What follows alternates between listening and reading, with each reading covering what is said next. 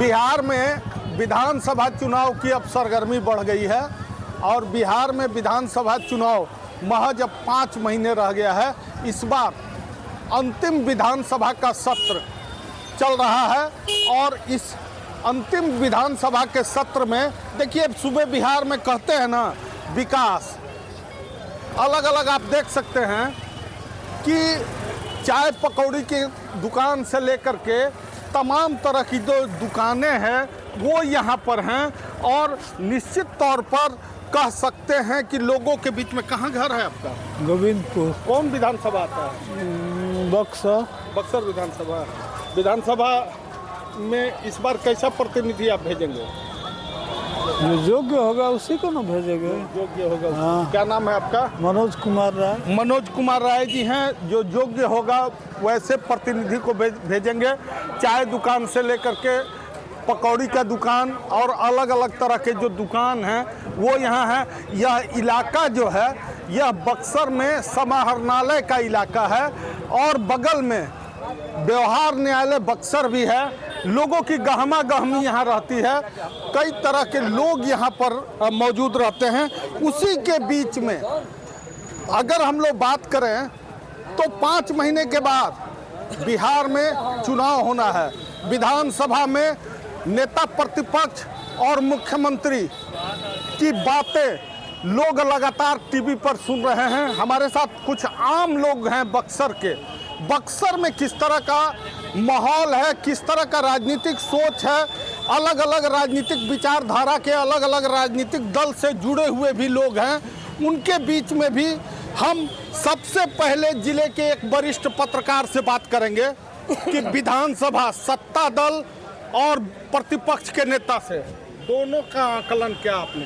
देखिए, विधानसभा में जिस तरह की वार्तालाप सत्ता और विपक्ष के बीच चल रही है, ये पूरी तरह से संवैधानिक मर्यादाओं की धज्जियां उड़ाई जा रही है। जनप्रतिनिधि की भाषा इतनी गई गुजरी हो गई है कि आम आदमी बहुत कोफ्त हो गया है। कल ही के बाद देख लिए तेजस्वी प्रसाद यादव इतनी बढ़िया ढंग से अपनी बात को मुस्कुराते हुए कह रहे थे और विपक्ष के लोग उसे लगता था कि गाली देना चाहते हैं। एक ही सजा को लेकर कितनी बार आप बोलिएगा? अब मुझे तो लगता है कि एनडीए के जो लोग हैं धीरे धीरे अपनी बातों को समाज में जो रखते थे निष्प्रभावी कर देंगे और आने वाला यूथ जो है कि नहीं अब तेजस्वी यादव की ओर देखेगा। कारण चूंकि भाषाई मर्यादा इतना गिरते जा रहा है क्योंकि विधानसभा की गरिमा अब नहीं बची रह गई। लगता है कि गुंडे अपराधी बैठे हुए हैं विधानसभा में। आप भाई मुख्यमंत्री हैं, आप डिप्टी सीएम हैं, कोई अगर टोन बोल के मजा ले रहा है विपक्ष कर रहा तो आपको मुस्कुरा के उसका जवाब देना चाहिए। तेजस्वी यादव ने अगर आप टोन ही बोला तो उसका मुस्कुरा के जवाब देना चाहिए था। तो आप जैसे लगता था कि गोली चला देंगे, गोली मार देंगे तेरे बाप को, तेरी माँ को, ऐसी भाषाओं का इस्तेमाल करना यह सुचिता का प्रतीक नहीं है और यह ऐसे लोग राजनीति में नहीं आने चाहिए मेरे मानने से। लोकतंत्र का सबसे बड़ा मंदिर विधानसभा में। कहते हैं कि जनप्रतिनिधि समाज के आईना होते हैं, जनप्रतिनिधि चुन करके जाते हैं।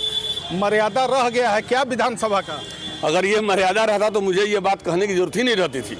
विधानसभा बहुत जो है ना एक तरह का है कि इस देश और कानून को चलाने वाला मतलब स्थल है और बिहार के सबसे बड़े सुप्रीमो वहाँ बैठते हैं। और लेकिन तकलीफ तब होती है कि आप गरीबों की सुशासन की बात करते हैं और सुशासन आपके व्यवहार में नजर नहीं आ रहा, कुशासन है, आमू चलाते रहते हैं। आपको अगर तेजस्वी को जवाब देना है तो कितनी बार उसके माँ बाप को गाली दीजिएगा? भाई, एक अपराध के लिए माँ बाप जिम्मेवार है। जनता देख रही है और अगर आप नहीं सुधरिएगा तो आपको जनता सुधारेगी। अब राजनीति नहीं, पत्रकारिता नहीं, अब राजनीति करने का मन है कहा पत्रकार साहब? हमको देखिए, मैं तो साफ गोई से अपनी बात रख दिया हूँ। मुझे राजनीति नहीं करना है। मैं जहाँ हूँ वहीं रहूंगा और उसी पद पर इस धराधाम से चला भी जाऊंगा। कुल मिलाकर यही कि क्या कह रहा है कुल मिलाकर यही कि भाषाई सुचिता का होना बहुत जरूरी है और भाषाई मर्यादा अगर कोई पालन नहीं करता है तो संविधान में ऐसे लोगों को उस पद पर जाने का कोई मतलब नहीं। देखिए पत्रकार साहब बड़ी बात कह गए कि सूचिता होनी चाहिए, शालीनता होनी चाहिए, व्यवहारिकता होनी चाहिए, चाहे वो जनप्रतिनिधि हो या आम नागरिक हो या आम मतदाता हो बिहार में। एक और सब खासकर एक और मैं बताऊं कि जब अगर इतनी ही कटुता रहती तो अटल बिहारी वाजपेयी जी का तबीयत खराब था और विपक्षी लोगों को पता चला, उस समय सोनिया गांधी की सरकार या मनमोहन की सरकार जो भी चल रही थी, उन्हें पता चला कि अटल जी की तबीयत खराब है। अब उनके पास आर्थिक मजबूरियां थी तो विपक्ष के लोगों ने उन्हें जेनेवा कन्वेंशन में भेजा गया ताकि वो विदेश चले जाएं और उनका बेहतर इलाज हो सके और वो सरकारी खर्चे पर गए। तो ये होता है राजनीति का मोहब्बत, और ये मोहब्बत का परिचय विपक्षियों ने दिया था। लेकिन आज तो पता चले कि अब तबीयत खराब हो जाए, मर जाए, आपको एम्स में भी जगह नहीं मिलेगा। ये पोजीशन है। आपसी कटुता का ये समापन होना चाहिए, तभी ऐसे सम्यक समाज का निर्माण हो पाएगा। परिचय आपका? मेरा नाम डॉक्टर शशांक शेखर है और मैं सामाजिक कार्य करता हूँ और पत्रकारिता करता हूँ। पत्रकारिता करते हैं, सामाजिक कार्यकर्ता हैं। देखिए, बिहार की धरती से जेपी आंदोलन समाजवाद की उपज लेनिन और खासकर कह सकते हैं कि जिस तरह से समाजवाद की उपज का केंद्र बिंदु बिहार माना जाता है जेपी आंदोलन के समय से। देखिए भाई, बिहार ही नहीं पूरे देश में समाजवादियों की जमात आज भी खड़ी है और समाजवादी लोग समाजवादी ढंग से समाजवादी ढांचे की सरकार बना करके देश में समाजवादी व्यवस्था कायम करना चाहते हैं। विधानसभा में समाजवाद चल रहा है। ये विधानसभा में तो कुछ हुड़दंग लोग आ गए हैं। ये 14 के बाद से कुछ ऐसी व्यवस्था, ऐसे लोग आ गए हैं जिनको शांति में सद्भावना में इसमें कोई उनको विश्वास ही नहीं रह गया है। और इसलिए विधानसभा में कुछ लोग हंगामा करते हैं, तथ्यों पर कुछ बोलने वाला कोई नहीं। देखिए, मुख्यमंत्री जी ने विधानसभा में जो अपना वक्तव्य दिया, 2005 को याद दिलाया बिहार को। नेता प्रतिपक्ष ने 2025 को, तो 5 और 25 का अब हो गया का शुरुआत। अच्छा भाई, देखिए, बच्चा जब मैट्रिक पास करता है और उसकी तुलना बीए पास करने वालों से करिएगा तो पहली दफे यह एकदम खराब है। दूसरी बात, सबसे बड़ी बात है कि 5 में जो काम कर रहे थे वो देश में जो जंगल राज था उसको समाप्त कर रहे थे 5 के पहले का। तो 5 में और 14 में बहुत अंतर है। 14 में तो आज जंगल राज आ गया, तो जंगल राज की स्थिति आज है। जंगल में वहाँ लोग करते हैं, विधानसभा में हाँ करते हैं लोग, और क्या। अच्छा, एक चीज़ और बताइए, आप चूँकि जानकार हैं राजनीति को बहुत दिनों से, 40 साल से करीब बिहार की राजनीति को लालू जी के करीब आप रहे हैं, नीतीश जी के आप करीब रहे हैं। एक बात हमको बताइए, नीतीश जी ने कहा कि 11 बजे रात के बाद लोग बिहार की सड़कों पर घूमते हैं। बिजली पटना जैसे जगहों में 4 से 5 घंटा रहता था। वही नेता प्रतिपक्ष कहते हैं कि चीटर मीटर और न जाने क्या क्या भाषा बोलते हैं। इससे आम लोगों को कितना फायदा? देखिए भाई, ये सब फालतू की बातें हैं। ये सब बात करना फालतू की बात है। बात करिए आंकड़ा की। कहते हैं आज 80 करोड़ लोगों को आप अनाज दे रहे हैं। 80 करोड़ लोगों को अनाज दे रहे हैं, मतलब 140 करोड़ में 80 करोड़ लोगों को अनाज दे रहे हैं, मैंने भिखमंगा बना रहे हैं। एक तो उन लोगों के लिए अस्थायी व्यवस्था नहीं करके उनको भूखा बना दिया, और दूसरा तरफ अनाज दे करके वोट पाने की कोशिश की जा रही है। मिला करके दोनों में, मुख्यमंत्री और नेता प्रतिपक्ष में, किसका भाषण विधानसभा में आपको बढ़िया लगा? अब इसमें कहना है तेजस्वी से बढ़कर कोई अच्छा भाषण देता है क्या? भाषण नहीं, माने भाषण ही नहीं, ठोस जवाब देते हैं। आंकड़ा सहित तेजस्वी ही जवाब देने वाले हैं। कितना सहमत हैं आप? हम इनके बात से सहमत नहीं हैं। हमारे जो अभी सरकार चल रही है, बहुत बढ़िया सरकार चल रही है और विकास का कार्य हो रहा है। अभी देख रहे हैं कि अभी प्रगति यात्रा में निकले थे माननीय मुख्यमंत्री जी। देखे कि अभी आते ही यहाँ पर विकास की गंगा बहने लगी। बह गई है गंगा? हाँ, गंगा बह गई। विकास की गंगा बह गई है। आते ही विकास की गंगा बहती, उसके पहले नहीं बहती थी। साफ बात है। बजट देख लिया जाए, 1700 करोड़ का बजट पास हुआ, जिसमें 60% शिक्षा पर खर्च की जाएगी। और गरीब मजदूर कहाँ गए?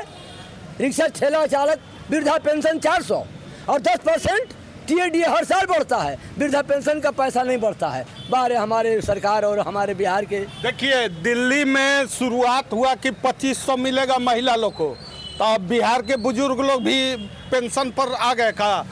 पेंशन पर आगे नहीं, जो मजबूर है 60 बरस पार कर लिया है, उसका एक प्रावधान है सरकार की तरफ से कि पेंशन दिया जाएगा।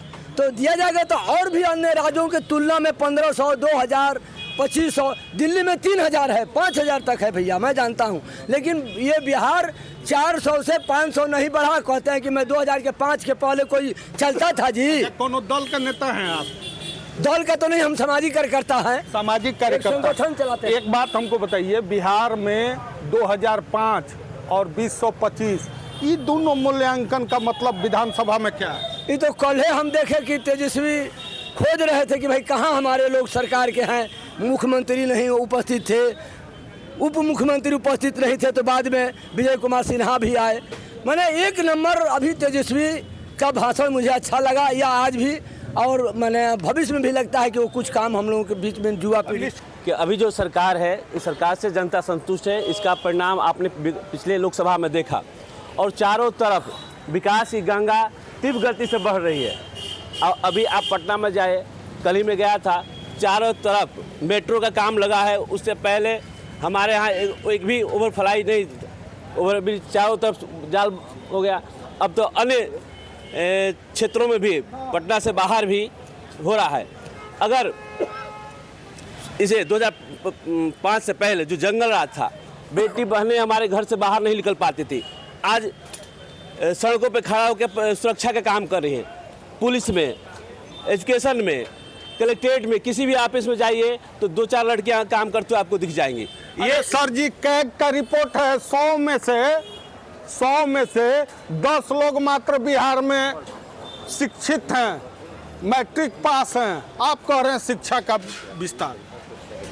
अब उस रिपोर्ट को तो मैं नहीं जानता हूं, मगर आपको बताता हूं, बिहार में 72% साक्षरता है, और उसमें 65% लोग ऐसे हैं जो मैट्रिक पास हैं। 65% कैग का रिपोर्ट है। हो सकता है, आपकी बात से मैं स्वीकार कर लेता हूँ। जी क्या पहले से साक्षरता दर देखिए, पहले 2014 में देखिएगा बिहार कहाँ था, कहाँ आया, ग्रोथिंग इंडेक्स में नंबर 1 पे था बिहार, कहाँ से कहाँ आया। और ये आप पहले का डाटा बिहार का उठा के देखिए, साक्षरता दर, पॉपुलेशन बढ़ेगा, साक्षरता दर बढ़ेगा, और यहाँ के लोग खुद जागरूक हो गए हैं कि अपना योजना क्या है। आज क्या लग रहा है? आज लग रहा है कि बिहार में पहले से बिहार का रेट देखा जाए, उसमें साक्षरता दर बढ़ा है। दूसरे स्टेट से हम तुलना नहीं करते हैं, बस हम ये देखेंगे पहले बिहार का साक्षरता दर क्या था और अब क्या है। तो निश्चित तौर पर बिहार का साक्षरता दर जरूर बढ़ा है। कुछ और जानकारी? बिहार में रोजगार भी बढ़ रहे हैं। बक्सर भी प्लांट बगल में ही आपके पावर प्लांट बन रहा है। रघुनाथपुर में सीमेंट फैक्ट्री लग रहा है। आपके नवानगर में इंडस्ट्रियल एरिया डेवलप हो रहा है। मतलब ये आपको अगर निष्पक्ष रूप से देखा जाए तो बिहार प्रगति पर बढ़ चुका है। अब ये रुकने वाला नहीं है। नीतीश जी के नेतृत्व में आकलन 2005 और 25 का ये आकलन विधानसभा में क्या मानते हैं? ये आकलन इसलिए है कि 2005 उससे पहले भी जो एनडीए गवर्नमेंट से पहले की जो सरकार थी, उससे वर्तमान के हमारे एनडीए गवर्नमेंट की जो सरकार है वो तुलना करते हैं कि उससे बेहतर हम हैं और आगे भी हम बेहतर उससे करेंगे। आप कोई दल उल से हैं का? जी, मैं भारतीय जनता पार्टी का करता हूँ। भारतीय जनता पार्टी से हैं। देखिए, सबसे बड़ी चीज़ क्या है कि माननीय मुख्यमंत्री जी ने 5 के पहले का बिहार की समीक्षा की। नेता प्रतिपक्ष ने 25 का बिहार बताया। एक तरफ मुख्यमंत्री जी कह रहे हैं कि 5 से 6 घंटा पहले बिजली मिलता था, आज बिजली मिल रहा है, तो नेता प्रतिपक्ष कह रहे हैं कि मीटर चीटर। ये सब क्या हो रहा है बिहार में? अब देखिए, विपक्ष के पास कोई मुद्दा नहीं है तो मनगढ़ंत मुद्दा है वो गढ़त करेंगे, तो उनका विपक्ष का ये काम रहता है। और आज राष्ट्रीय मापदंड पर भी बिहार आगे बढ़ा हुआ है। आज तो प्रगति में सूचकांक में 5वें नंबर पर बिहार, 5वें 4थे नंबर पर बिहार पहुंच चुका है। तो ये तो है कि ग्रोथ कर रहा है बिहार। इसको बिहार विकास में बढ़ रहा है क्या? अभी भाई साहब बोल रहे हैं। अभी लोग जंगल राज की बात करते हैं। जिस जंगल राज को लालू यादव ने समाप्त कर दिया था, जीरो पर लाद दिया था, 14 के बाद से आज की स्थिति देखिए, जंगल राज आज दिखाई पड़ रहा है। कहीं रेप, देश में कहीं रेप, उसकी सुनवाई नहीं। जंगल राज का मतलब क्या? केस हो ना स्वाभाविक है, लेकिन केस हो, रेप हो और रेपिस्ट को सजा न मिले, यहाँ तो रेपिस्ट जेल से छोड़े जा रहे हैं। आप कहते हैं जंगल राज तो साफ दिखाई रहा है कि बोलने वाला डर से नहीं बोल रहा है, सही बात नहीं बोला है। जंगल राज तो यही है। जंगल का जरा बाघ आया, समूचा जानवर चुपचाप सटिया गया। आज जंगल राज में आज इन लोगों के सामने दूसरा बोलने वाला नहीं है। लालू ने तो समाप्त कर दिया था। जंगल राज पर समझने के लिए इतना काफ़ी है। दूसरा चीज़ है विकास को देखिए। आप देखिए कितनी यूनिवर्सिटी लालू यादव के राज में हुआ। 6 यूनिवर्सिटी लालू ने बनाया, 2 राबड़ी ने बनाया। एक भी यूनिवर्सिटी ये लोग बना दिए हों। पुल पुलिया विकास का केवल पुल पुलिया विकास का मापदंड नहीं होता है, मापदंड होता है एजुकेशन। अगर एजुकेशन में कोई आप लायक बनेंगे तो बीडीओ बनेंगे, कलेक्टर बनेंगे, वकील बनेंगे, डॉक्टर बनेंगे, इंजीनियर बनेंगे। पढ़ाई ही आप ख़त्म कर दे रहे हैं। 2-2 स्कूलों को, प्राथमिक स्कूलों को, 3-3 स्कूलों को एक जगह एमालगमेट करके कर दिया गया है। बताइए बच्चे को, कितने बच्चों की पढ़ाई समाप्त हो रही है। तो आप ये शिक्षा को ध्वस्त कर रहे हैं, ये डेमोक्रेसी को ध्वस्त कर रहे हैं, ये इंसान को लड़ाने में लगे हुए हैं। बस यही इनका काम है। वोट ही इनका एकमात्र निशाना है। वोट। कहाँ घर है आपका? हमारा घर चौसा गोला पर है। कौन विधानसभा? बक्सर विधानसभा का है। इस बार क्या होगा? इस बार क्या होगा, जो बोल रहे हो रहा है, होता है। बलात्कार होता ही है, केस होता ही है, उसका कोई सुनवाई होता ही नहीं है। अब क्या हो रहा है? क्या नाम है आपका? हमारा नाम सुदर्शन बिंद है। आप कहाँ से हैं? हम तो उस पार के हैं, उस पार यूपी। बिहार बढ़िया कि यूपी बढ़िया? ईपी बढ़िया, हाँ? ईपी बढ़िया। क्या है? काहे बताइए, नहीं कुछ तो बताइएगा ना। कुछ है काहे बढ़िया, काहे बढ़िया है? बढ़िया है। जोगी जी है, जोगी जी है इसलिए बढ़िया। गुंडे छुड़ा दिए हैं, हैं? गुंडे ही छुड़ा दिए हैं। हाँ। हाँ, ये क्या है। बिहार बढ़िया कि यूपी बढ़िया? अब तो ये तो बता ही रहे हैं, न यूपी न बिहार, तो सबसे बढ़िया तो बंगाल ना है जी, कि ममता जी वहाँ राज कर रही हैं। जी हाँ, बंगाल। पंथ का नेता है का? हम नेता नहीं, हम सामाजिक कार्यकर्ता हैं। हमारा एक संगठन चलता है। तो निश्चित तौर। आप क्या मानते हैं सर, ये जो लगातार लोग अभी चर्चा कर रहे हैं, बिहार में विकास विकास विकास, बिहार में जंगल राज, आप क्या मानते हैं कि विधानसभा चुनाव इस बार किस मुद्दे पे होगा बिहार का? बिहार का चुनाव विकास के मुद्दा पर होगा और विकास हो रही है। देखिए हर जिला में इंजीनियरिंग कॉलेज है, मेडिकल कॉलेज बन रहा है, और जो ITI है, एग्रीकल्चर का विश्वविद्यालय बन रहा है। अब इससे विकास क्या होगा? रात में लोग घूमते थे नहीं, जो रात भर घूमते हैं कोई पूछने वाला नहीं है। पहले रात में शाम को ही घर का दरवाजा बंद हो जाता था, रोड पर कोई घूमने वाला नहीं मिलता था। सरकार देखिए काम कर रही, बढ़िया से काम कर रही है। जनता किसको देगी वोट? जनता इस सरकार को देगी, NDA की सरकार को वोट देगी विकास के नाम पर। पसंदीदा मुख्यमंत्री इस बार फिर नीतीश कुमार होंगे। हाँ, नीतीश कुमार बने। कोई किसी का प्रति होगा, लेकिन नीतीश कुमार मुख्यमंत्री बनेंगे बिहार में, ये तय है।